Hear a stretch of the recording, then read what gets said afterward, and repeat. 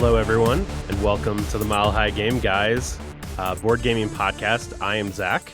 And I'm your host, Jeff. Hi, Jeff. Hi.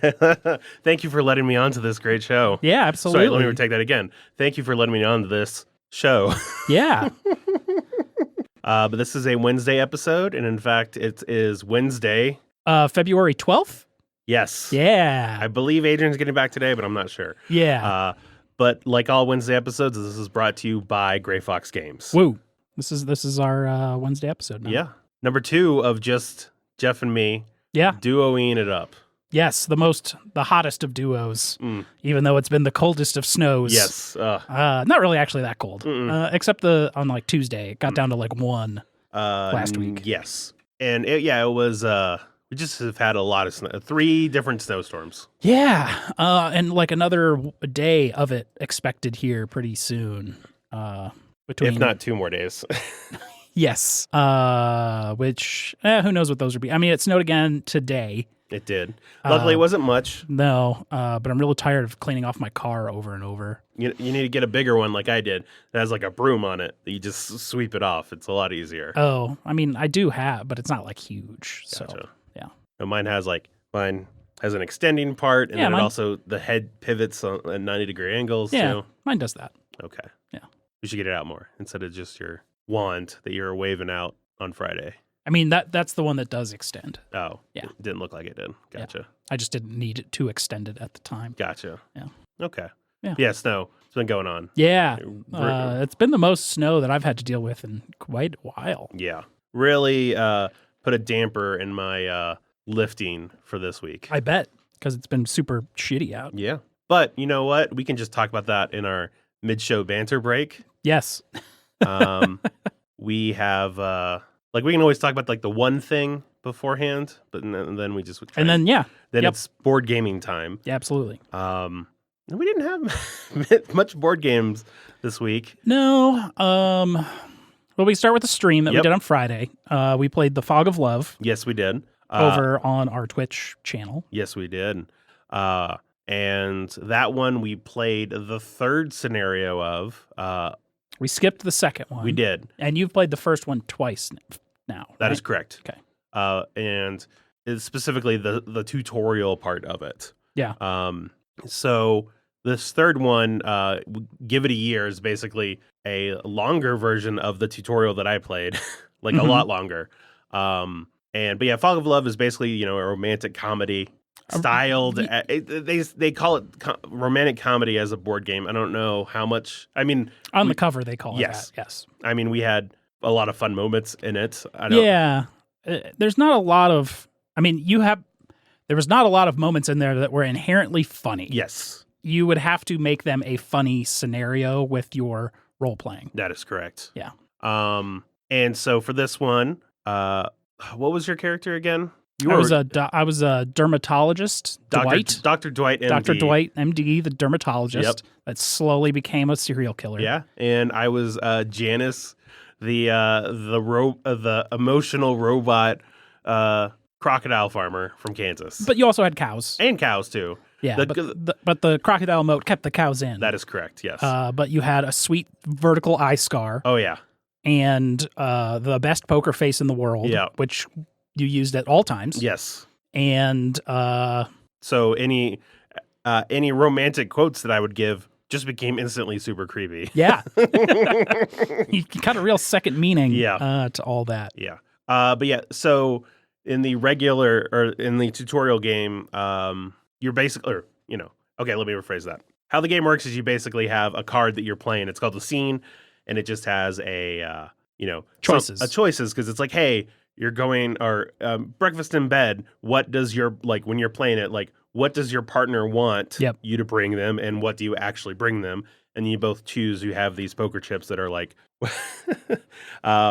A through D, and then if you match up, you get satisfaction. So it's like, if you wanted me to bring you Chinese noodles or Chinese breakfast, and I brought that to you, then it works. But if you wanted sausage and eggs, and I brought you that, you'd be like, yay, hooray, hooray, but in a not great way. Yeah. And so you're just trying to match up with your partner, but you also have a lot of traits that you're trying to fulfill. So like if you are hypocritical, like you don't want to be sincere at all. And so there's a lot of times when I would choose something that was insincere, meaning the blue symbol, which is for sincerity, is pointing down. I would choose that, whereas say you were looking to get something else, and so you're trying to figure out what your partner wants, but also trying to make sure you get what you want. Yep. And that's like the gamification of the game. Yes, pretty much. And so like the tutorial that we played on Wednesday was 6 scenes long, so that's 6 cards from each cards from us combined. Yep.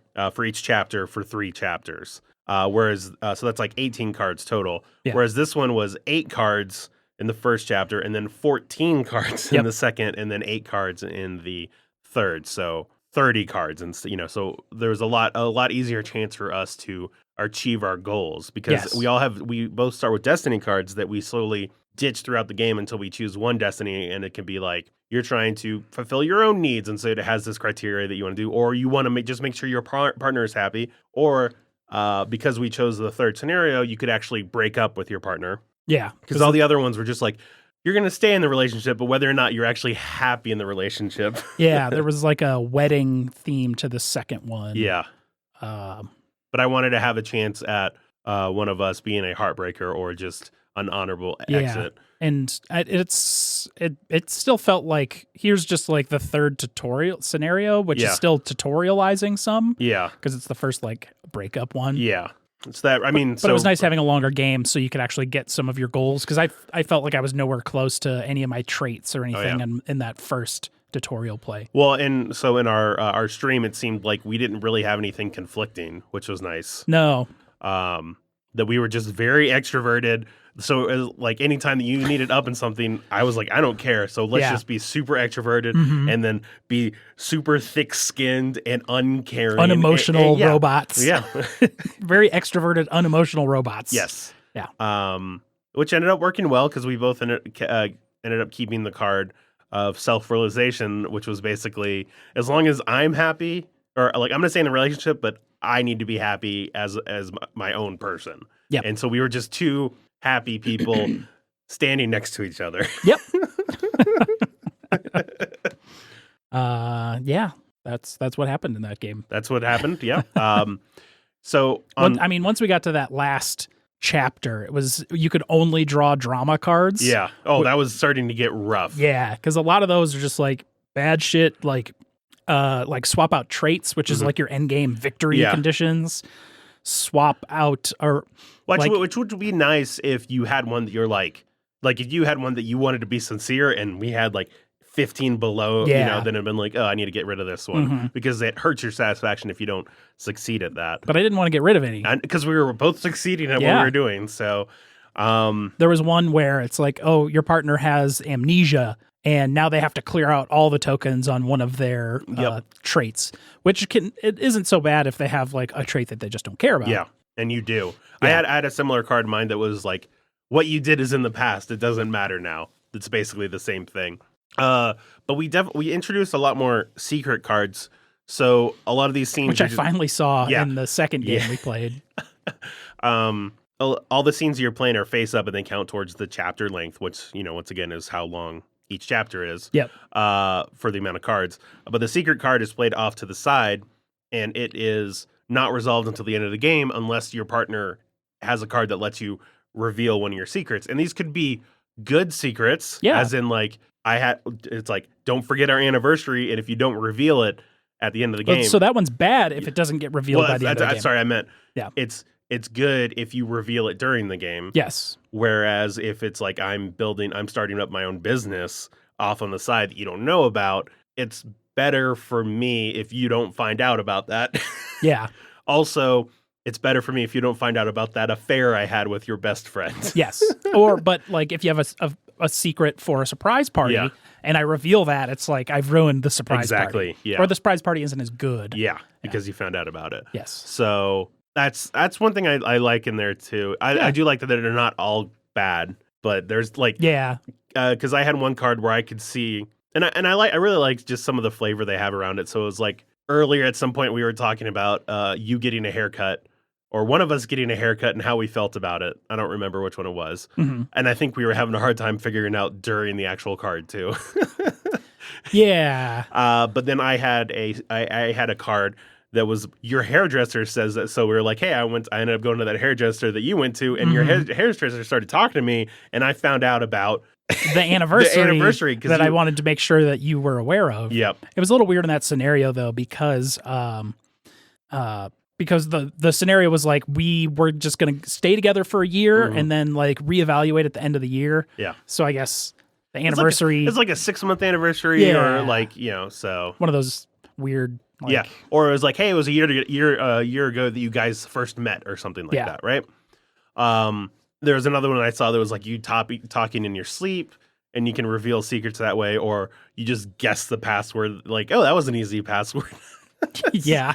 But I know on mine, I had 3 secrets out before you got to play any of them. And I think you had multiple secrets out across 2 games before I even saw one. That is very true. Yeah. I was like, how do you play secrets? Like they say secret. All right. Yeah. But yeah, one of the ones I had was having an affair with your best friend, which, you can choose not to play. You could be like, I don't want to do that. But also I needed to be insincere, and it gave me insincerity. a bunch, And I was like, ooh, this will work. And I played it off to the side. And then I had the hairdresser, or I saw one where I could look at one of your secrets, and the one I saw was you having a fling with someone, and having just played the affair with your friend, I was like, I'm just going to leave this be. I don't want any bad karma coming back towards me. Yeah. That would have been very interesting, because I had like, my best friend just died card. Oh, yeah. And if I had played that, and then later we found out that you were having an affair with my best friend, then my serial killer traits would have really come through. Yeah. You're like, oh yeah, I murdered my best friend. Yes. So I feel like this is one of those games like Pathfinder adventure card game, where if you don't put anything into the game, you're not going to get much out of this. No, it is very dry. Like, just make these choices. Yes. And that can loosely come together. Yeah, and it has like little things here and there, but it's like it's the chapter changes that don't have the only real like cohesive story. But it's sort of similar to Arabian Nights, in that like you can try and make a cohesive story out of it by like connecting little things here and there, but you're going to be the one that has to do that. The game is going to do that for you. Yes. Which makes me more interested to play. Like, they have some weird ones. They do. Some weird expansions for the game. So we have one more to play, which is like It'll Never Last, which I think is like sort of like you're saying, like that's the first like, all right, this is like the real game now. Yeah. But then there was one that basically introduced in-laws into here, which could like throw a wrench in the system. But then there's also one that's paranormal romance, which you're fucking an alien. Is spooky ghosts. Spooky ghost. Slimed me. Ugh, gross. So I'm curious to see what those are like. And there's one more too. I forget what it's called though. And then there's gonna be one coming out that's like more LGBT themed. The Love Is for Everyone by Nikki Valens. But yes. I don't know when that's coming out yet. Yeah. But I mean, I assume all of them just add more cards into the game, which yes. And I think one of the expansions I think that one they're also adding like a midlife crisis, so you can change stuff like halfway through. Okay. To be like, oh, this is the kind of person I was before that. And then also like you can play 4-player. And I feel like I remember talking about us a little bit. But like 4 players, like 2 people are controlling them, controlling one mind. And so, which. Yes. There was another game that was like that. Yes, Cerebria or something like that. Yeah, you were. Yeah. Oh, you know what I was thinking of? It wasn't that in any way, shape, or form. What? It was the Planet of the Apes game that I was thinking of. Oh yeah, where you're all the different like Charlton Heston. Inside Out, the board game is what you're telling me. Yes. But I wonder if that game ever came out. Probably. If not, then soon. Yeah. But on Wednesday, that's when we played the first. The game, the tutorial of this one. Yes, because I had not played before. No. And so what did you think of the tutorial? Because it was a very well put together tutorial. It's a very structured tutorial. It's meant to literally, you open the box and it says, all right, just stack these things here and just start playing, and the game will tell you how to play. Exactly. Do you feel like it did a good job with that? Yes. Okay. Like, as a game that I faintly remember being a Walmart exclusive, this was definitely a game that was designed to be like, anyone could pick this up off the shelf and play with very little overall knowledge. Okay. Yeah. Nice. Reminded me of Time Stories, but it might just be the white insert. And the overall white box too. And how well and everything fits in it. Yes, yeah. It's a good insert. It is. But yeah, I'm glad we got a chance to play this again. It was one of those things where like I played it in Geekway 2 years ago, I think, and then I bought it and have had it for the last year or so, and it's one of those things I was like, oh, what I think you were taking everything out of shrink wrap the first time we played it. Yes. And like opening it or playing it again, it's like, oh, what if it just was a one-off thing that I played again? I'm like, oh, I didn't really like it this much that time, but I still enjoyed it both times I played. Yeah, you definitely need the right person. That's very true, yeah. Yeah. And I always find it funny just how much it stresses. You are not your character. No. Remember, you are role-playing as somebody else. Because you don't even make your character. Your partner makes your character. That's true. They give you the traits that they find attractive about you. Like I gave you the spiked boots, facial scar, and poker face, which I created into this robot lady. Yeah, and I gave you your cool sunglasses, your fancy tie, which was a Jurassic Park tie, and then when you took off your sunglasses, your bedroom eyes. Yes. And that's how I knew the softest place to bang on a hike. Yes. Not that I'd ever lured any other people up to this canyon before. No. Just ignore that memorial over there. It's fine. It's fine. I had watched a bit of You in the past month, which was an interesting show. It's about a dating Dexter. I think I've talked about it before. Yeah. But I have not completed the second season. Yeah. I haven't watched it at all. He's a hardcore stalker. No, yeah, I know that, and I'm like, it's funny. Okay, because it's one of those. Interesting. It's one of those things. Like I watched the trailer of it, and I was like, why would I want to watch just somebody stalk somebody else? It's made well. Okay, well, I would hope so. Yeah. I've also been watching a lot of Star Trek: The Next Generation because I'm sort of like meh on Star Trek Picard. That's a bummer. It just hasn't really hooked me very much. I've given it a solid like 5 or 6 out of 10 on each episode. I'm not loving it. And then I had to go back and check my Next Generation fandom and be like, all right, let's just make sure that it's not just me, because everyone seems to be like fawning over the Star Trek Picard hard. Right. And I'm just like, it's okay. Gotcha. Yeah. Okay. See, it has Romulans and Borg and the Federation and Patrick Stewart and Data, but that's about it. Like, I feel like the references they keep making to everything is just sort of like, So I've been watching through episodes that I'll start an episode and it'd be like, I've watched this one before. I'll just skip it. I'm trying to get to the episodes that I'm like, I don't remember anything about this episode. Episodes in, which was kind of like around season like 3 and 4. Gotcha. Right around when the Borg Best of Both Worlds happened. Oh yeah. Klingon Civil War. But it was interesting seeing certain episodes that referenced characters that are being referenced now that are in really old episodes. Bruce Maddox was like a cyberneticist that was trying to like, all right, Data, you're coming with me because you're a robot and you're not a real person. And then they had a big court case about trying to prove that he's a real person. And then that whole character is like the person they're trying to find in the new Picard series. Okay, gotcha. Because he's apparently made like synthetics. Oh, okay. And they're trying to be like, whoa. But then there's like this... don't go off the... I wish I knew more Blade Runner. Replicants? Yeah. Nexus 6? Yeah. They kind of... Yeah. It's all synthetics are now banned in the Federation for a very similar reason. Yeah. But like, I'm just not hooked. It's like, okay, whatever. Missing that Trek magic. Yeah. Like... I wanted to see a little more Starfleet, but then he's clearly retired. And I mean, is it like, oh, you're getting more Star Trek, and then it's like, we're not getting more Star Trek, we're getting more Picard. Is that part of it? Yeah. Okay. And then Picard doesn't seem like he's being like what he was. Like I think I've said before, but they're trying to play up that he's been devastated by the loss of Data for the past 2 decades. Yeah. And they were just never that close of friends. Yeah. They were he was the second in command on the Enterprise for many, many years, but I never would have thought like, oh, he died and now I'm devastated. No. Yeah. All right. Well, back to board games. Yeah. Before we get more into banter. Robot people. Yeah. Because we have one more game. Yes. That we played. And like I said, wasn't that many. But the next one we played was Fleet the Dice Game. And that was when, oh God. We played that at D-Bolt Yes, with Brian and his yes. sister Ashley. Yeah, I couldn't remember her. Yes. Yes. So listener in the show sent us an email a while back. Yeah, it was read on the show. Yeah, that he was going to come visit and play a game, or he was going to play games there, and we tried to make sure that we could play a game with him. Mm-hmm. And we did. We played Fleet the Dice Game. It was the game that he brought. It's a roll and write with 2 sheets full of stuff to write on.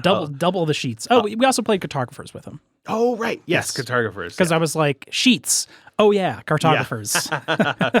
Well, we'll talk about that real quick then. Yes. Just that you barely won on that by one. a point. A point. And it was a high scoring game. I scored like 99 points and you got 98. Yep. Because a lot of the card scoring that came out was we were just getting a bunch of stuff that was really good for like the D scoring card. Yeah. And not good stuff for like A, B, or B, C.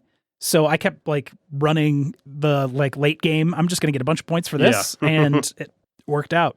Cartographers continues to be good. Yeah. They seem to like it too. So. Yeah. But back to Fleet the Dice Game. Yes. So this one is you're basically a captain of over a bunch of boats. I wasn't really a company owner of some sort. Yeah, that sounds right. Yeah. And you're you have 2 sets of dice to roll each turn. It goes over 10 rounds.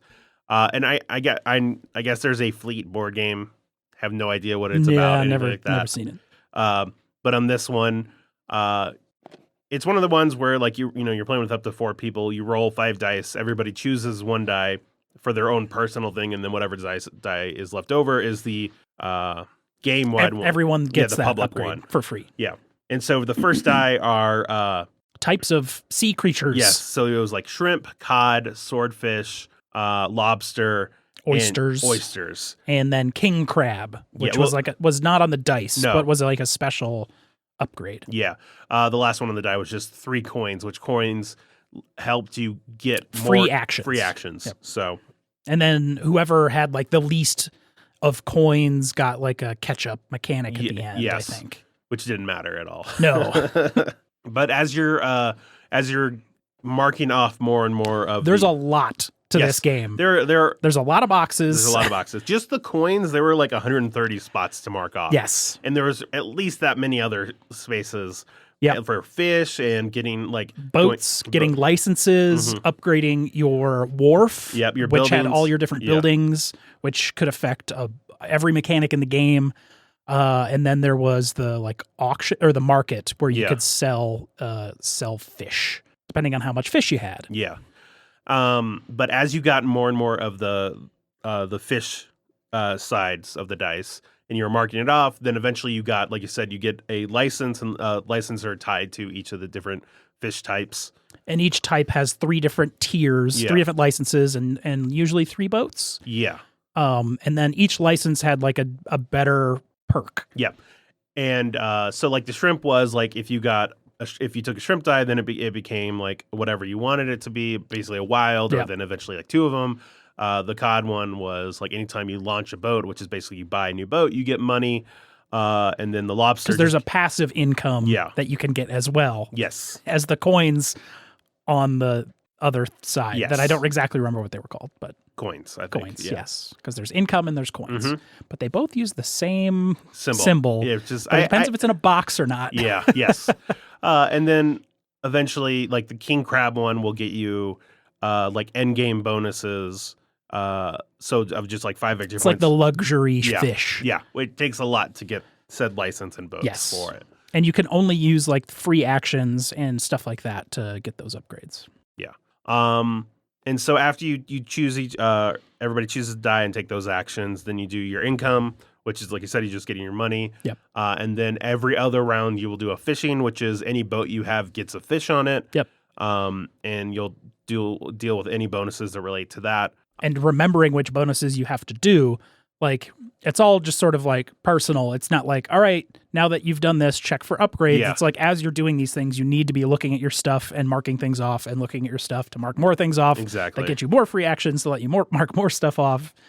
It was a lot to do towards the end of the game to really keep track of all of that stuff. Yeah. And yeah, it was just a lot, like you said, a lot going on. And then, after the fishing phase, it was another round of dice drawing too, which, like you said earlier, was the market, and which was the selling the fish or upgrading your wharf, or even just choosing another fish symbol. And it was just doing that over 10 rounds. Yeah. And it's just like there's a lot of times where like you do one thing, it lets you get coins that gets you free actions, that let you take something else that gets you more coins that do more free actions. And it was a lot of cascading actions. Which is the best way to win. Yes. Is get a lot of those cascading actions. But it was a lot to keep track of. Yes, it was. At the end of that game, Brian did bad. Apparently his worst game that he's ever played of that game. Yeah, of 85 points. And so, like, I ended up getting like 113 or something. 100. What did you get?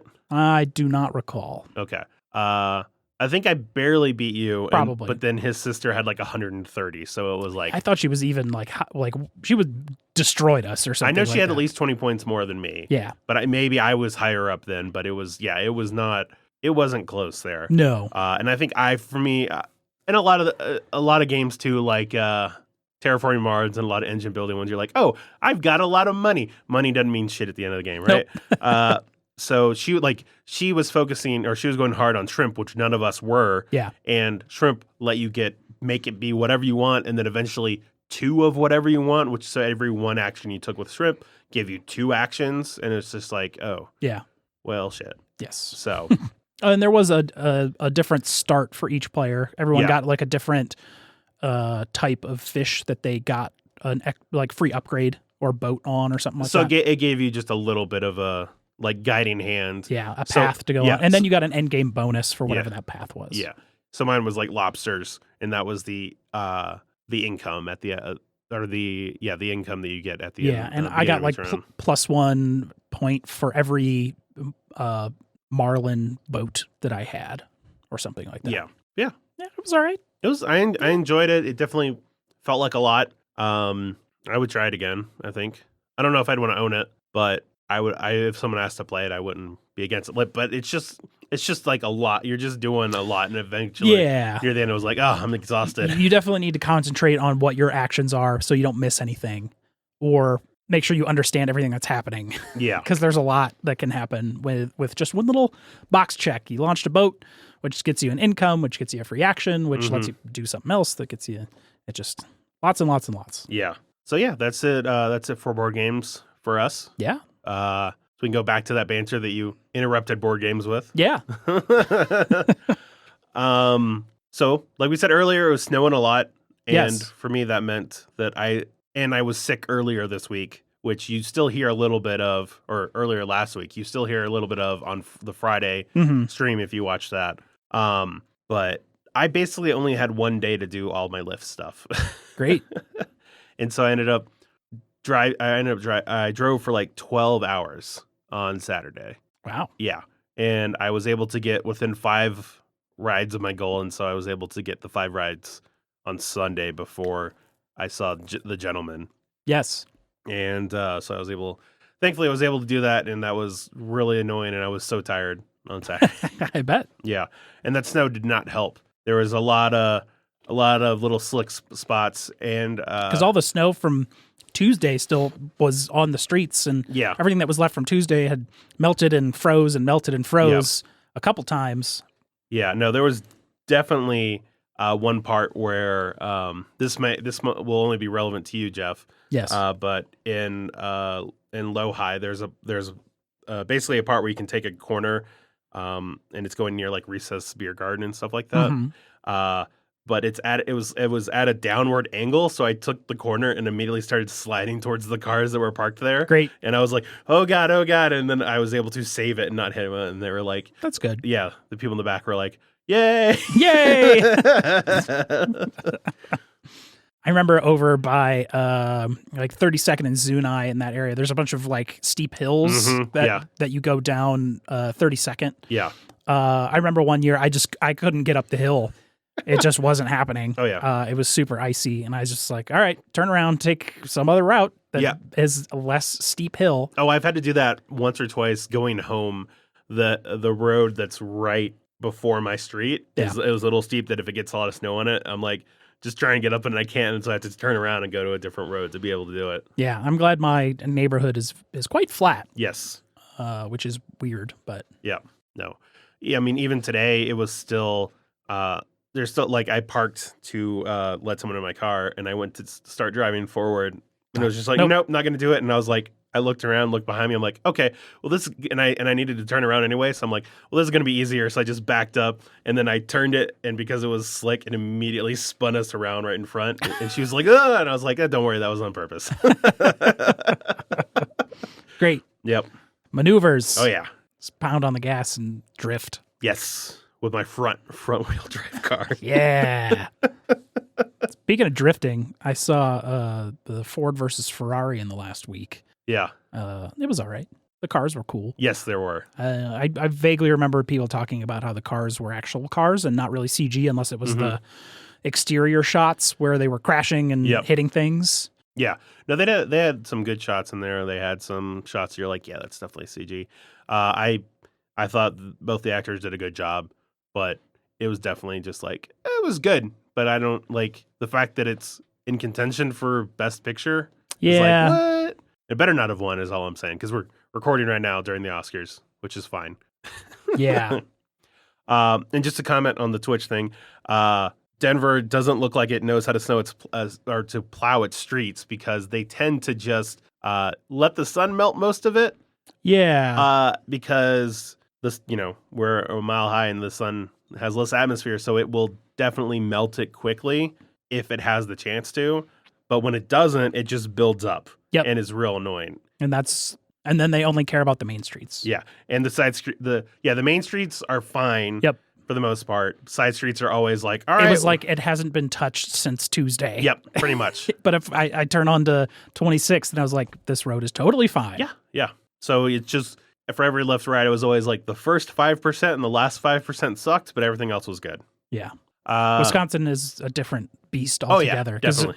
Being from Chicago, if you don't get rid of the snow's not going anywhere. Yes. The only thing that's moving the snow around is going to be the wind. Right. Whereas the sun will definitely melt the snow here. Yes. Usually by the next day, most of the streets are totally clear.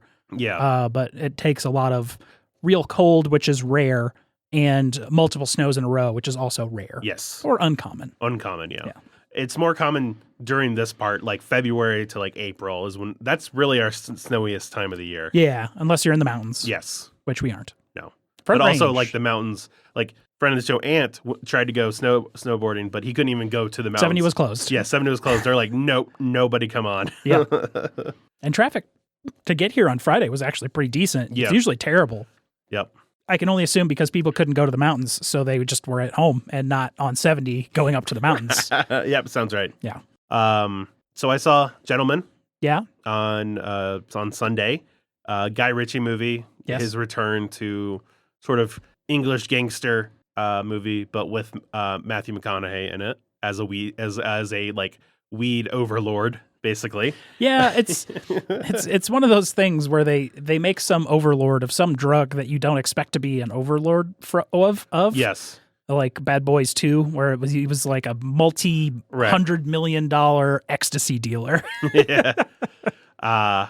And they do at least comment on the fact that they're like, what are you going to do when, weed becomes legal in like 5 to 10 years? So they aren't just going to be like, he's going to be this way forever. Yeah. But it was interesting. I liked the second half a lot more than the first half. And it was framed a lot differently than I was expecting based on what the movie, like the trailer, gave us. Yeah. Fahuck. Yeah, Fahuck, yes. Calm down, Fahuck. Colin Farrell did a great job. Yeah. Charlie Hunnam, I think that's how you say his name. I have no idea. He was in Sons of Anarchy. And also Pacific Rim, the first one. He was the white guy. Okay. Yeah. He was the main white guy. But they were both real good in it. Matthew McConaughey was good. I mean, it's definitely not my favorite of his movies, but I enjoyed it. I don't think I've ever seen a Guy Ritchie movie. You should see Snatch, Lock, Stock, Two Smoking Barrels. It's one of those things where everyone in high school was obsessed with them, and I'm just like, fuck all of you. You should probably see Sherlock Holmes at some point too. The first one? Yeah.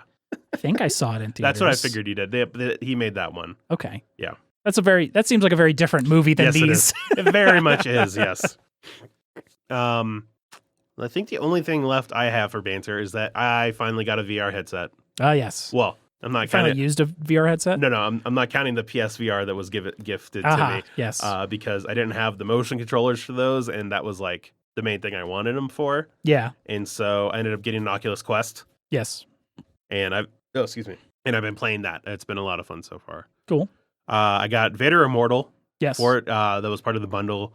Were you talking about this on Friday? I talked to you about it. Oh, maybe that was what it was. Yes. No, I haven't talked to it on here. It might have been on the Friday stream. I might have mentioned it, but yeah. Yeah. No. And like I've played some games that have like the joystick movement. Teleportation. Not teleportation, like actual joystick movement. Gotcha. And that can give you, like, if you're not prepared, it can give you some motion sickness for some people. And I was like, okay, no, I got it. But then this one was like, hey, climb this ladder. And I was like, okay, I grabbed it and I pulled up, and my brain immediately was just like, nope. I am not a fan of what is going on right now. Punching out here. Brain not happy. Yeah. Because I was like playing for like 30 minutes fine, and I did that, and I was like, okay, I got to sit down for a second. I got to figure out how to better handle that, because that was immediately like, oh, geez. Nope. But I'll tell you, you know what's super imposing? You're standing there, and then Darth Vader walks up to like He's very tall. He's very tall, and he's like a foot in front of you, and you're just like, oh, God. I played a game that I don't want to spoil, so I won't mention any part about it. Okay. Great. But I'm sure Darth Vader was very imposing in this VR game. Yes, he was. You know what? He tends to be imposing wherever he shows up. Yeah. Yes. And if it makes you any feel better, that was spoiled in the trailer. Was it? Yeah, apparently, like a trailer that they showed it, and people were like, "What the fuck?" Oh, but that sucks. Yeah. Luckily, it wasn't spoiled for me, so that nor was like, I. Yeah, but no. After I stopped playing that, I ended up playing. They have like a Jedi training thing, and it has the like white ball that shoots lasers from the first movie. The training ball. Yes, so they have you. Like, I'm sure it gets later on. You can do more stuff, but I was just having a hard enough time trying to kill those fuckers. Just crush it with your Baby Yoda powers. Yes, I know, right? If only. But then I tried out some of the other demos that they had on there. Super Hot's played just as good. Yeah, I have no doubt. Yeah. And then I finally got a chance to try Beat Saber, and I was like, nice. Oh, that's great. I need to buy that. I need to buy Pistol Whip. I need to buy. Apparently, there's one on there called Audica too that's by Harmonix, but it's another gun-based shooting one. Okay. Gun-based rhythm game. What was that gun music-y one that we played? Pistol Whip. Pistol Whip. Yeah. Okay. Yeah. Right. Yeah. I don't think Audica has the track like you moving, so it's not gonna. The track movement. It was the hardest thing for me to be like. It was okay when I just had to stand there, but once I started had to like duck and things, I was just like pile on the floor. Yeah. Fetal position. Yeah. But I want to get that one because I did enjoy it when I played. And then there's Pistol Whip was fun though. Yeah. And there's like a whole bunch of like you can just do like side quests. You can upload like user created shit too for free. Most of those have like Beat Saber. I know has the main hook to Beat Saber is all of the user created stuff. Exactly. Yeah. So I definitely want to do that at some point, and also try out the hand tracking because Oculus Quest has a hand tracking like the camera, and it just came in as an update. So sort of like how Paul's Tesla was just like, oh, here's a new feature. $2,000, please. Yeah. But there's just like, oh, here's hand tracking for free. So here you go. And so you just enable it, and it's I definitely want to try that at some point. The problem is like figuring out a good game to really do that because the controllers are nice because they can give you feedback, whereas your hands, like you can see your hands, which is good, and you're feeling your hands move, but they're not going to touch anything. Yes. No. But I did watch. Have you seen any like the haptic suits that people have made? Yes. Which are super expensive. Expensive. Like $800. Yeah. The first thing I saw that for was what was it? It was a PSVR game. It was like a rail shooter. Was the game. Gotcha. And they had a haptic suit that you could play with that. Nice. Yeah. But this one is like I saw they had it was a chest and then hands and then also arms. And then for your face too. And I watched Interesting. Well, I watched someone play Thrill of the Fight, which is a boxing game. Yeah. And so you get punched in the face, and it makes the vibration, like of you getting hit, and especially if you turn it up real hard, it could be interesting. Yeah. So that'd definitely be something that I'd want to try at some point, but I would never pay any amount of money. I mean, I wouldn't pay that amount of money for that, for sure. And then you can just get one of those like weird treadmill things Exactly. in the middle of your living room, and you can just do like 360 walking on VR. Exactly. Yeah. It's going to be a nightmare. Yes, it will. Yeah. Our VR nightmare is soon. Oncoming. Yeah. But I think that's it for me for Banter. You got anything? I mean, I could talk more about Star Trek: The Next Generation if you want. I mean, is it going to actually add anything to the conversation? Or I mean, Star Trek: Next Generation is still real good. Okay, great. That's all you need to say. One thing we didn't mention about our stream on Friday is we just hung around for an hour after we played. Oh yeah, and just chit-chatted for a while with the chat. That'll be up on our Twitch for at least another 2 weeks before it goes up on YouTube, whenever Adrian puts it up on YouTube. Mm-hmm. But it's kind of like a little bonus episode, so you can go over to Twitch and watch the Fog of Love. And whether you care about Fog of Love or not, you can go to like the last end of the thing, and we just sort of chat for an hour about the podcast and what we've been doing and what we've been up to and schedules of things and how production works and what our timelines look like for things and how we want to review more games, but it's hard. Yes. Life finds a way to get in your way. Yes. All right. Well, I think now we can probably just move on to some news and Kickstarter then. Yes. Starting with news. As is what we do since like forever. Yes.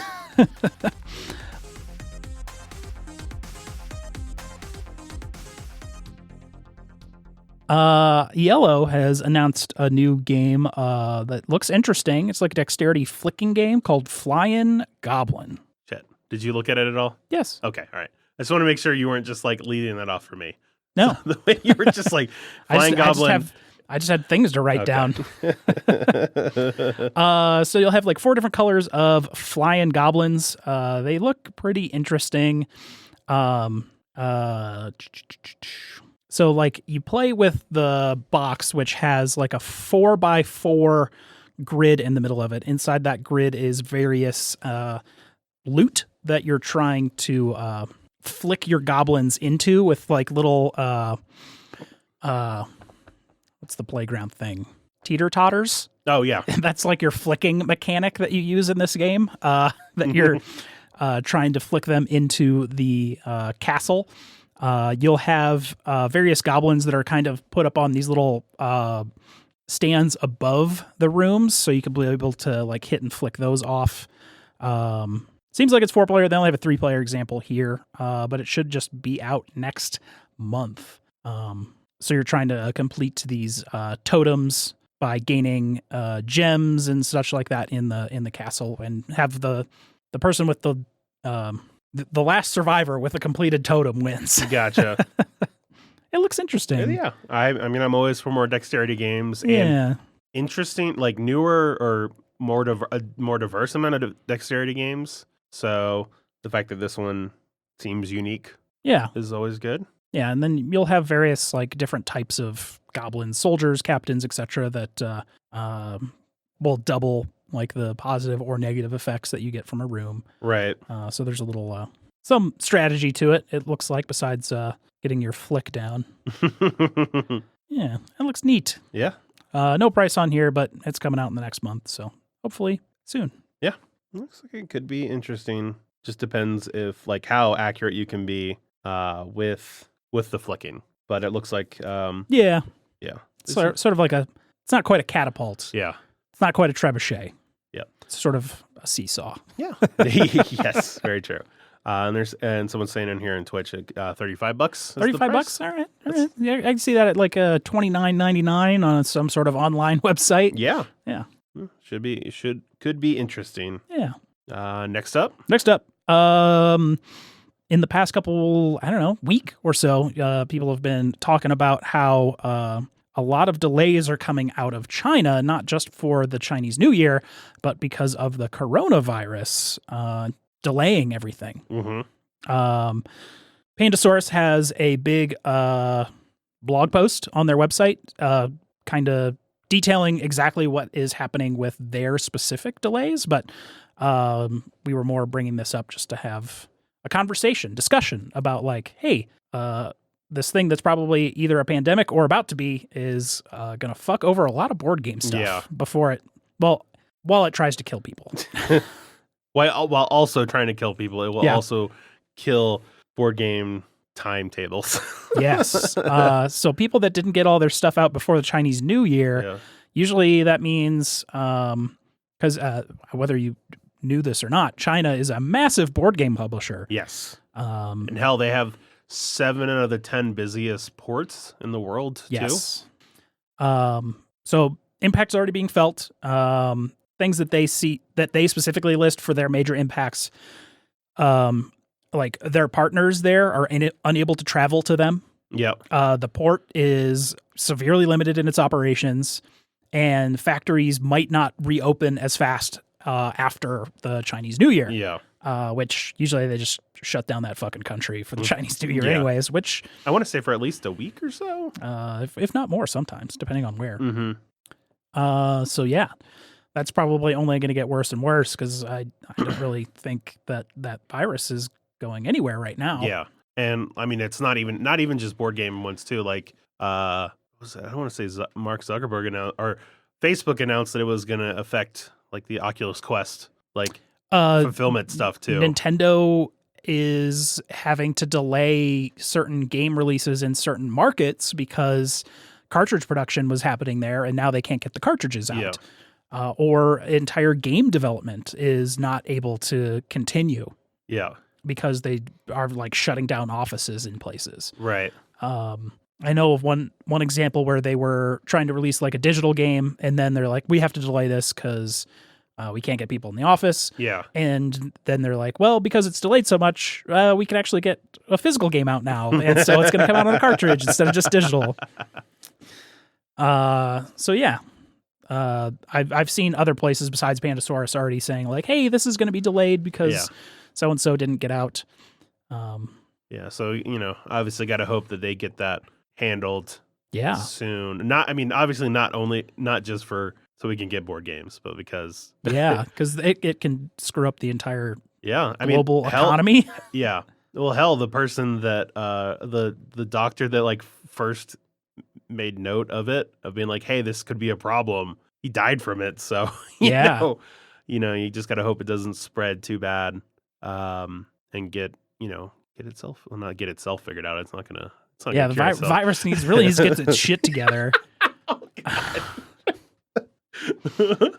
Just get a job, virus. Yeah, you lazy piece of shit. It's fine to pick on viruses, right? Yeah. I don't think anyone's really advocating for the virus well-being. Well, anti-vaxxers, but Am I wrong? No. Am I wrong? Mm-mm. No, I saw a picture of somebody was just like, it was like some stupid Halloween thing. And they're like, I'm going to go as like the least scary thing imaginable, and went as measles or something like that. And I was just like, God damn it, you're so stupid. And someone just took them to task in Facebook comments. And I'm sure they took that to heart and changed their ways, as people love to do on the internet. Yeah. Get them Facebook comments. All right. Last up, Jeff. Last up in news this week, in the wonderful world of Senate government. In governments. And what exactly is a page in the U.S. government? Well, they sort of just hang around and do work for the government, full-time and part-time. But sometimes they play board games. And sometimes senators have problems with them sitting around playing board games that are called Secret Hitler. Specifically the GOP. A GOP senator, Steve Nass. Which there really isn't too much to the story. It was one of those things that we saw and was like, that's weird. And I looked it in to be like, is he just complaining that they're playing games, or that they're playing this game? And I think that's a Wisconsin state senator. Yes. Yeah. And it seems like they're saying that, why are you guys playing games? If you can be playing games, then we have too many pages. Yeah. But then there's a lot of other senators that are like, I feel like if they were doing other stuff, playing other things, they wouldn't care as much. No. And that a lot of the other people are saying like, no, the pages are like, whenever we need them to do stuff, they are, on it. So it's not like they were not doing enough work or anything like that. It was just they didn't have that much work for them. He's trying to say that the staff size is too big, so they should, because they have 15 to 20 part-time pages that are only employed during the legislative session. Yeah. But they shouldn't be playing a game called Secret Hitler. They mentioned in the article here that there is a version of Secret Hitler that has alternative fascists, which is Donald Trump and his administration, which, I mean, I haven't looked at those cards came out like 3 years ago. Yeah. And I don't even know who's in that administration still that are on those cards. Oh, I'm sure, yeah. But I feel like even they wouldn't be like, oh yeah, let's be that much in their face on this. I feel like it's just gonna be regular Hitler as the lizard people. Yes. So yeah, it was just just one of those things, and one of those weird things when you see board games in a non-board game story, and you're like, what is going on here? Yeah, and the pages aren't employed by the actual senators. Yeah. Anyways, they're employed by the government. Yeah. So it's people were pointing out stop micromanaging the page staff. Yeah. Yeah. All right. Well, I think that's going to be it for news then. And of course, the wonderful argument of don't condone any use of a game that would seek to glorify Hitler or the Nazis, which Secret Hitler does not do, in my opinion. But some would disagree. Yeah. Well, because the Nazis can win. And then that's obviously glorifying it. So. I mean, and history shows the Nazis never won anything. So, yeah, well, it's not like we fought a war about it. No. All right, next up, like the Klingon Civil War between Duras and Gowron. Okay, all right, that's enough. That's enough, Jeff. You mentioned Star Trek twice. That's what you get. I think it's the third. Right, that was third time. Yeah, it probably would. I mean, it would apply to all war games. That is correct. So yeah, just it's what would apply to all war games? That the fact that the Nazis could win, is that glorifying them? Yeah. So and commies can win in the Twilight Struggle. Yeah.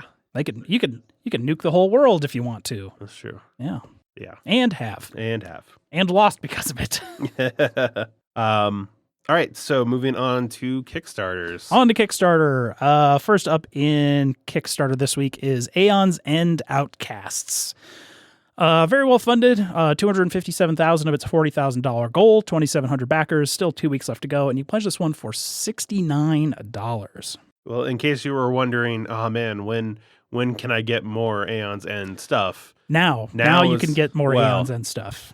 August 2020 is when you can get more Aeon stuff. You can pay for more Aeon's End stuff right now. Yep. This just seems to be literally that, more Aeon's End. Mm-hmm. There's apparently a story that's in this game that is moving along. They mentioned that this takes place pretty short after the previous. The New Age. The New Age, the kind of revision version that came out before this, which is probably the last time we talked about that seems right. Aeon's End. So there's just more Aeon's End. 8 new mages, a bunch more cards, new nemesis, bunch of stretch goals, 2 more mini expansions that have, I think, 2 to 4 more mages, more cards, and new nemesis in each one of them. It doesn't seem like I saw anything that was like, hey, here's some new hook that we have on Aeon's End. It's just, here's more. I mean, how much longer can Aeon's End just be like, here's more? And I think the answer to that is infinity, because for how many Dominion expansions are out there that is somewhat similar to, with kind of like a nemesis you fight, right? They will just make this game for all eternity. Yeah, it's just so much shit. I remember we played it once at Geekway. Yes, it was enjoyable. But but not enough. I mean, I haven't really ever been like, yeah, I need to own this game in so much of this game. Because there is a pledge for this that is, let's look here, many hundreds of dollars. The $325? $325. Outcasts, expansions, then you get Aeon's End, War Eternal, Legacy, and the New Age, including all the expansions, and holy shit, that's a lot of Aeon's End. Oh my god, yeah. Like, yeah, boy. That would be this guy right here, right? Yeah. Destiny Forger. That's literally everything, isn't it? Aeon's End, the 2 expansions, the big standalone expansion, 2 more expansions, Aeon's Legacy with an expansion. Yep. And then the New Age with more expansions. Jesus Christ, that's so much. So it seems like they've done, on the Kickstarter here, they've done 4 waves of content. Each has like a main box with like 2 small expansions, except Legacy, that was Legacy, and then like 1 Buried Secrets expansion. But if you like Dominion style deck builders with an interesting round initiative mechanic, and how this handles its actual deck construction, that you don't shuffle it, it's all based on the cards you put, how you stack the cards when you're putting them in your discard pile / underneath the deck. And it's similar to Dominion with how it has its like 9 cards you can buy in the middle type purchasing. So yeah, more Aeon's End. Yep. If you like Aeon's End, here's more of it. Get to it. $70. Which seems like a lot. They can't. How much more do you think they can do of this? I mean, I asked that question earlier, and the answer is forever. They'll just come out with Aeon's End 2nd edition, like Dominion did, and just release it all over again. Oh god! Because remember all that old stuff that we did? Let's just revise it and release it, and that's life now. So. That's it. Yeah. So that's Aeon's End. Aeon's End : Outcasts. We have more colons coming up. Yes, we do. In this next one. And which one is that, Jeff? That is Vampire : The Masquerade - Chapters. Pretty well funded. $739,000 of its $188,000 goal.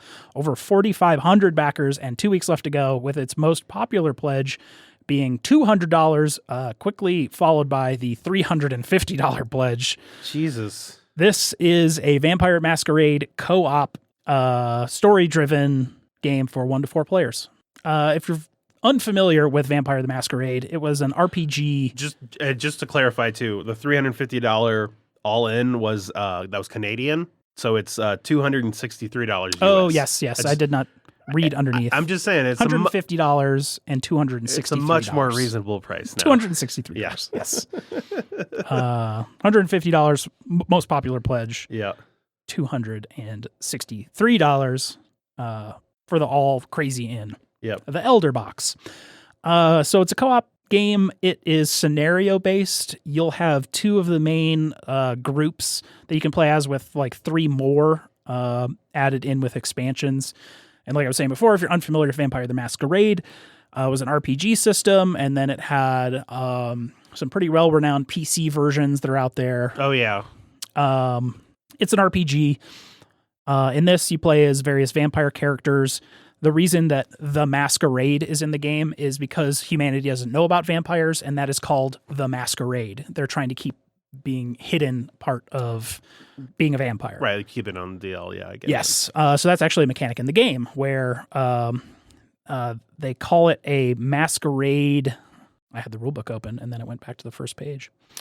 Masquerade breach, which is because there's NPCs out on your board in various scenarios, and if they see you do something a vampire would do, like let's say eat someone or use a supernatural discipline, they try and run away, and then you have to go and hunt them down and cloud their mind, because killing someone by draining all their blood is actually like taboo in Vampire the Masquerade. Oh, okay. There are you just drain them a little bit, and then you just exactly you can drain them a little bit. You can also drain other vampires. Oh, okay. So it's a co-op game where you have various characters. They each have different attributes: physical, social, mental, and a bunch of different skills like persuasion, awareness, fun things like that. And how the dice system works, I think they're D12s and D10s. If you need 3 successes for something and you have like 2 skill points in social and you need 3 successes, you get 2 auto successes because you have 2 points in that skill, and then you need to roll for the third one. Gotcha. Yeah. Okay. It's absolutely massive what this box is going to be, but it's massive for reasons that I'm not sure yet. It's probably because it's going to have a lot of miniatures. but it's not Gloomhaven expansive because like your scenarios are like one thing of little Tiles. tile, like for whatever you're doing. And then it's going to have a whole bunch of story cards and scenarios and storybooks that you're going to be reading out of. It seems like they have quite a few scenario tiles, but you're not building a dungeon or anything like that. It'll be like on the street or blah blah blah. Yeah, and it's all modern timey vampire stuff, so it's not like 1800s vampires or anything like that. It's set in Quebec, right? Yeah, Canada. The old Canadian vampires. What was the 35 days a night? 30 days a night? 30 days a night? That was in Alaska, I thought. Alaska, yeah. Oh, Montreal. Is where the game takes place. Yes. But So- not 30 days of night. No, that's correct, yeah. Its rulebook is pretty in-depth. The Kickstarter doesn't have much detail of actually how you play the game, and the rulebook doesn't really either. It seems like you're just going to be going through these scenarios and doing some skill checks and reading out some stories and stuff like that. Yeah, it's a freedom of an RPG in a board game, so it's trying to it looks like it's trying to merge some of those. But most of the scenarios can be approached in many different ways. Players will resolve situations and complete scenarios the way that they want to. So you could do physical and attack, or do social and do dialogue and investigation and stuff like that. You can, like, guards can be charmed, intimidated, punched, avoided, or blackmailed. Yes. It's going to have a ton of components, tons of cards, hundreds and hundreds of cards. Yeah, immersive dialogue. Yeah. They've got a lot of buzzwords in their Kickstarter. Yes, they do. Dual layered player boards for your character's health and what did they call it? It's like willpower or something like that. Gotcha. But you've got fun vampire abilities where you can, sap will, mental confusion, prowess. Right. A bunch of different types of vampires in here, but it seems like it's all add-ons and things like that. So if you really want a lot of the content in this game, it's going to be those expansions. Gotcha. Because a lot of people really like those, like, covens that are the core of each one of the characters, but it only comes with 2, and there's a couple characters for each, but there's 3 more that are expansions. But I mean, it's already made a ton of money. Yeah. So we'll see it sooner or later, hopefully. Yeah. It's another one of those, like, Tainted Grail-esque, like, huge campaign, massive things that Gloomhaven started the nightmare that is the board gaming Kickstarter world. Correct, yeah. Sooner or later, that second Gloomhaven's going to hit Kickstarter, so. We'll see how it goes. Yeah, we'll see. But that was Vampire the Masquerade Chapters. All right. Last up, Jeff. Last up, we got JamSumo. It's a flickin' dexterity game. Very well funded. $13,836 of its $644 goal. 164 backers and still over a month left to pledge this one, which you can get for $58 or $58. It just depends. There's a couple tiers of just how long you have to wait to get the game, which is pretty significant right now. 11 months. Yeah, you got or more. Yeah, January 2021 or March. Yeah, and it's what 50. Yeah, 58 and 59. Yeah. Yep. Or yeah. So yeah, this is another dexterity game. This one's about actually technically 2 games in one. Jam, Sumo, and then you can also play JamSumo, which is you play a game of Jam and then Sumo, and then you JamSumo. Yeah, then you JamSumo. So Jam is a race to flick your dice into the middle hole. So you have this table set up, and you have all these different 5 platforms that say Jam on it, and you are basically going to be trying to flick your dice into that hole. You're basically going to be flicking your dice onto the board, and you're trying to get it into the hole in the center. And on your turn, you can either flick a die on that platform or flick a die that you already have on the board. And if you flick the die into the hole, it then counts as 0 because your points are bad in this one because it's all basically penalty points. But then at the end of the round in which somebody gets all of their dice through the hole, then it ends, and then anybody who has dice left, you record their points based on what number is showing on the die. Mm-hmm. So you don't want a 6. You might just want to try and flick it to just get it to a 1 if you're not going to get it into the hole. And then you just play a number of rounds equal to the amount of players. That's for Jam. And then for Sumo, you're trying to hit your opponent's dice. And if your die fails to strike it, then you have to remove a die from the round of play, and any dice that goes over the edge or through the hole are out as well. And then you basically are going until somebody has no more dice left, and then you record your points. And so it looks like JamSumo is just basically a combination of both, right? Mm-hmm. So you play Jam, so you're just trying to get into the hole, and then you go into Sumo. So everybody hits it around once, and then So I know, was it Mike Jones wanted us to look at this game? And I do. What's that? Tumbling Dice? Have you ever played that yet? I don't think so. That is a fun dexterity game with dice that you're basically like rolling it down these series of platforms that you're trying to land on farther and farther down. But this guy hand makes all of these games in London, apparently. So that's kind of why it takes a while to make these games. Yeah, these are all limited. Yeah. So each one of the tiers is about 100 people. So, I wonder what else he's made. But let me see what else he's made.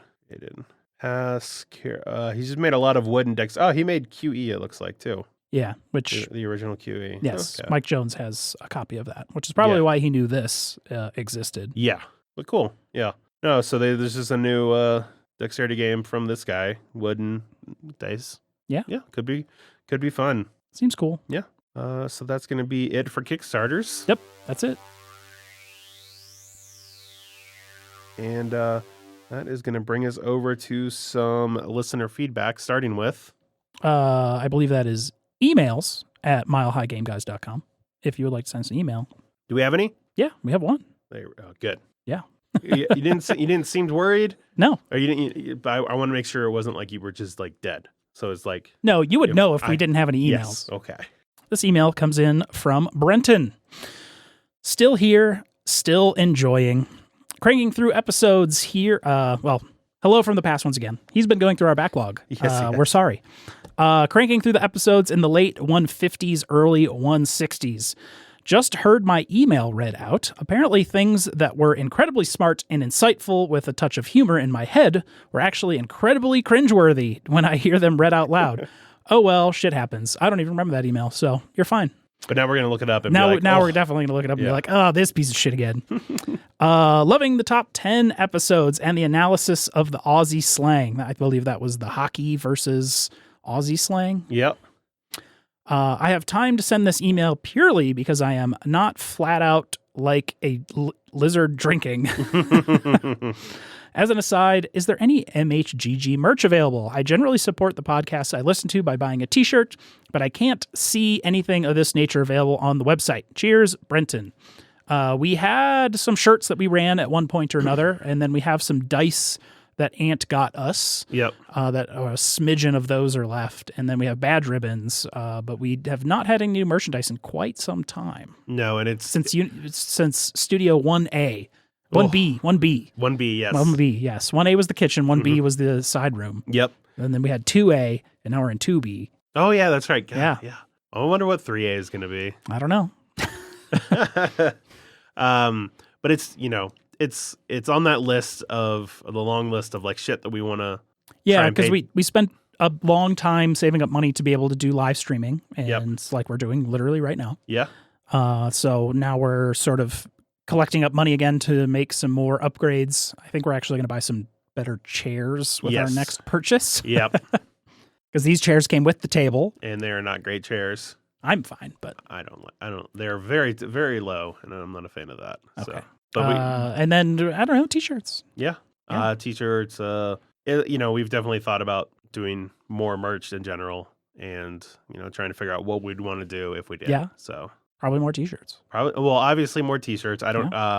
Both. I don't know. Like, I don't know if we would just do more of the 80s logo one, if we do any of the other ones, or anything that's just like name based or anything like that. So yeah, it's just put emus. Emus, yeah. I mean, we have that one emu. we got the design. Yep. Speaking of t-shirt designs, because our BFF CJ did our music, of course. I just informed him that what the Microsoft PC Game Pass was. He had no idea. That seems right. Yeah. I was like, what? It's like $1. Yep. And so he went and got that the other day because I was like, hey, you should get that. Cool. All right. Let's But he's not up to much, is what I'm saying. So he can design us some t-shirts. Yes, yeah. So yeah, that's it for emails. Emails at milehighgameguys.com. Yep. If you'd like to send us an email. And we have some responses at BGG. Ooh. On our forum. Yes. That is Guild 2731. Yeah, absolutely. Yeah, I got it right. So this first one, where is it? There we go. This first one is for our Marvel Champions attempt 2, where we actually played. Uh-huh. And this is from Boyd, listener and fan. Yep. And fan of the show. Yep. So Marvel Champions is supposed to get a campaign mode this summer, I think. What do you think they what do you think they hope to do with that? The only campaign like game I've played is Arkham Horror, the card game, but the campaign seems done well. But it'd also be fun if they did something different with Marvel. I don't think they've announced any details in any way, shape, or form on what that campaign is yet. Right. Because I think they just have hero packs coming out right now. Yes. The Wrecking Crew just came out. Then Thor's around the corner. Black Widow, Doctor Strange. But Doctor Strange isn't until Q2. Yeah. They haven't announced any more villains. Nope. They haven't announced anything after Doctor Strange, I don't think. I mean, they have we're going to have a scenario, a big box expansion. Yeah, scenario expansion here, hero pack here, and then a campaign box here. What you would expect something like X-Men or Guardians of the Galaxy maybe, or maybe it's themed around the comic story event things that happen, like Crisis or some secret invasion, something like that. That maybe Crisis is a DC thing. Well, I like it. Whatever. I don't. Crisis on Infinite Earths. That's fair. Yes. Yeah. So Civil War. Yes. They could. I mean, for how dedicated they are to the real comic book theme of this, very hardcore. Fuck the movies. We're a comic book card game. Yeah. They have so much that they can do. I just don't know where they would want to go first. Yeah, because they're already clearly being we're going to make some real deep cuts. Yes. Who you put Claw as one of the 3 main villains in the core set. Right. Who the fuck even knows who that is? Especially that version of Claw. Yeah. The legendary Black Panther villain. I'm just saying. You'd be like, oh, it's what's his name from. The High Evolutionary. Gollum, the guy that played Andy Serkis. There we go. But yeah, I don't know. There's nothing built into the game right now that would make it seem like you would evolve your deck like in Arkham. No, there's no XP or campaign type stuff. Yeah. So I'm not sure what they would. And it would feel weird if they just sort of injected that into it. So maybe it's just go through these scenarios? Yeah, it might. Yeah, because I mean. That gives technically the first 3 scenarios in this are linked in the sense that Rhino is busting out vibranium, and then Claw is selling the vibranium, and then Ultron's using the vibranium. Yeah, so nuke the world. Yeah. So it could just be something like that, which would be, I mean, more stuff's good, but that would be a little disappointing if that's all it was. But I also don't think that they should just follow the Arkham style because there's nothing you can really tie that to right now, and so it might feel just shoehorned in. Yeah. But I'm interested, and I'm looking forward to trying the Wrecking Crew, which we got. Yes. And yeah. Also just a weird thing. Yeah. No one knows what the Wrecking Crew is. Bad guys based around construction equipment. Yeah. I mean, that feels more like it's like the Constructicon from Transformers made into supervillains. I mean, that seems more like a Captain Planet villain. Yeah. Yes. Than Marvel to have fucking Thor go against the Wrecking Crew. I feel like it's weird. Yeah. But I mean, I look forward to whatever they're going to do. Nice. Because they can do. I mean, they clearly have free reign to do whatever the hell they want. Yeah. I need to figure out who's actually making all the decisions behind the scenes and talk to them at some point. Yeah. Hey, who the fuck are you? Who are you who thinks that Claw was a good business decision? Well, it's been Because going. yes, it was. All right, and then the next one is also from Boyd, and this is from our end of the year episode when we looked back at our 2019. Mm-hmm. For him, best video game, Call of Duty. I like to virtually shoot people. I'm surprised he didn't put Overwatch to just say he likes to get mad at playing people. Not a 2019 release. I don't understand that, but I'm just saying. I know all I hear him talk about on Slack is It's Overwatch. his Overwatch is just being like, I'm so annoyed at all these people. Yeah, that new Call of Duty was apparently real good, but meh. Yeah, I just don't care anymore. yeah, same here. Is it World of Warcraft? Because that's all I care about anymore. World of Warcraft and Star Trek. Yeah. It's 15 years ago again. Best art, Parks. The art is so good, I almost want to go outside more. Yeah. Almost. There's a Parks expansion on Kickstarter right now, but none of us have played Parks, so we can't really talk about the expansion. No, if we get a chance to play it this upcoming week, because I feel like I know somebody has it. It's been at the game night the last 2 weeks. If I get a chance to play it, I'll try it, and then we can actually talk about that next week. Yeah. Best components, Nemesis. Those minis are ridiculous. I have not really seen that. I think I saw it at Strange being played right when it released. Yeah. That was the last time I think I saw it. Yeah. Best mechanic, I don't know. My car worked fine all year. Okay. I would recommend Urban Auto Care in Denver. Yeah, so just come up from Texas. Yeah, up to Denver. Here. Yeah, that's great. Most disappointing? Teotihuacan. Yes, biggest gaming disappointment ever. I think Adrian had a very similar feeling. I think he might have his copy still in shrink. Yes. Yeah. Yep. That he enjoyed it once, but then every time he's heard other people just be like, yeah, it just falls flat so quick, like Great Western did for him. So it very quickly had an expansion released after it too. Very true. Best new to me, Arkham Horror LCG, because I remember him. He just bought a huge load of it, and just someone was offloading it, and he was like, "Please load all of your Arkham Horror onto me." Yep, I'm sure that's exactly how he phrased it. He just dumped the load right on him. Yeah. Oh God. Best 2019 games 1, 2, and 3. Is this where I list the only 3 2019 games I've played so far? Yep. Who are you? Us? Yeah. Taverns of Tiefenthal, Quirky Circuits, and Marvel Champions. I want to say that's my list, but with a different order. Okay. And yes, he did get a good deal on the LCG, so it was a good, it was a good time to get in. Yeah. But he got a cheap unloading from someone. Yeah. And then missed opportunities not buying Tesla stock. Paul keeps posting this in the Slack what the Tesla stock is doing, and I guess it's gone up like it went from like 200 or 250 like over 700, and then like maybe even 800 or 900 at one point. So over a year, not even a year, not even. Boyd categories. Lesson learned: don't run on Zach's Netrunner hand without cards. Lots of them. It's the traps. It's the traps. I mean, it's death by 1,000 cuts. Yep. That's what Jinteki does, and they're just a humble cloning technology, just doing tech giant, and then they're just doing their own stuff. Trying to make clones to add people to vote to obviously just do things, but then someone just comes into their system. Obviously, they're going to defend themselves. Mm-hmm. By making you dead in your brain. So they're the replicant crafters of the Netrunner universe. Yep. Con highlight, playing Clash of Cultures with Doug and Paul. That's where Paul or Doug and Boyd just fought each other, and then Paul was like, I guess I'll just win. Yeah. Yep. That'll happen. New Year's resolution, buy less games, play more games. Fair. Yeah.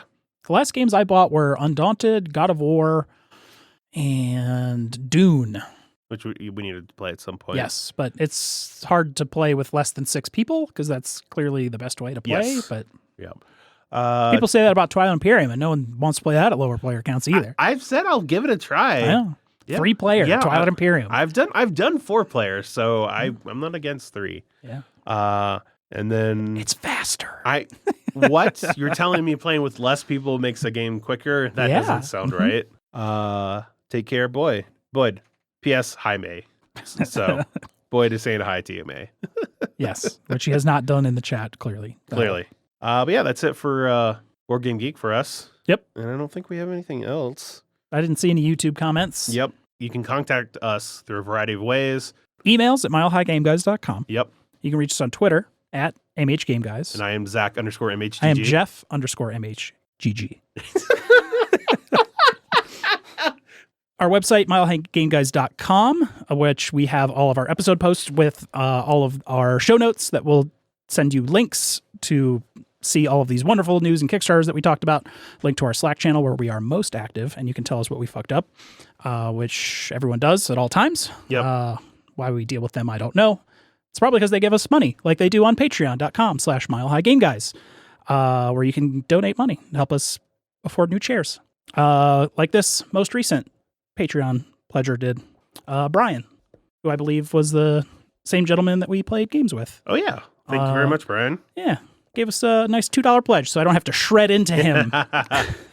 We don't have to comment on his game playing style or anything like that. Nope. It's all good. Nope, you're above board. You gave us $2. Yep.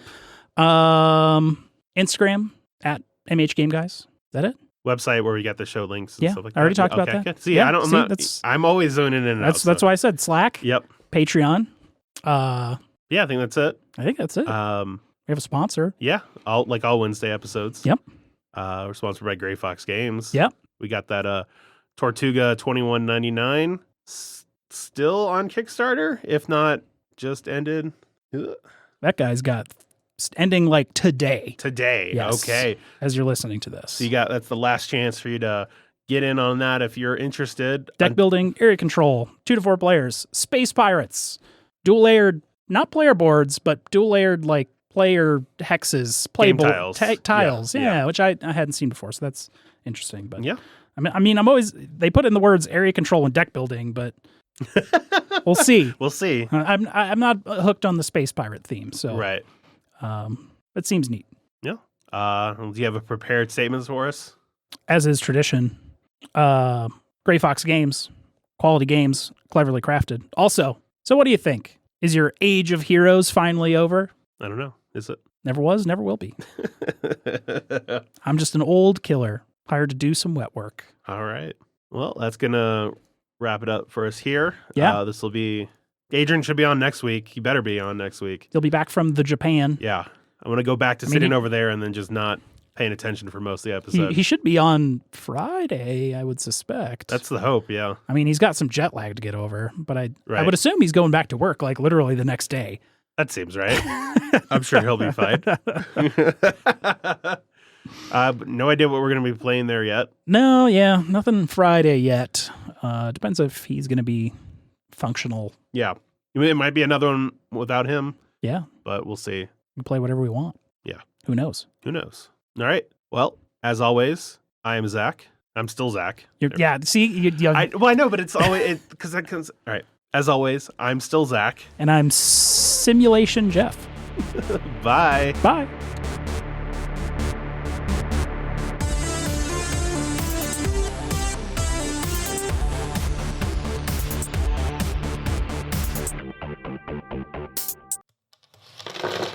Punchboard Media, where we all bring something to the table.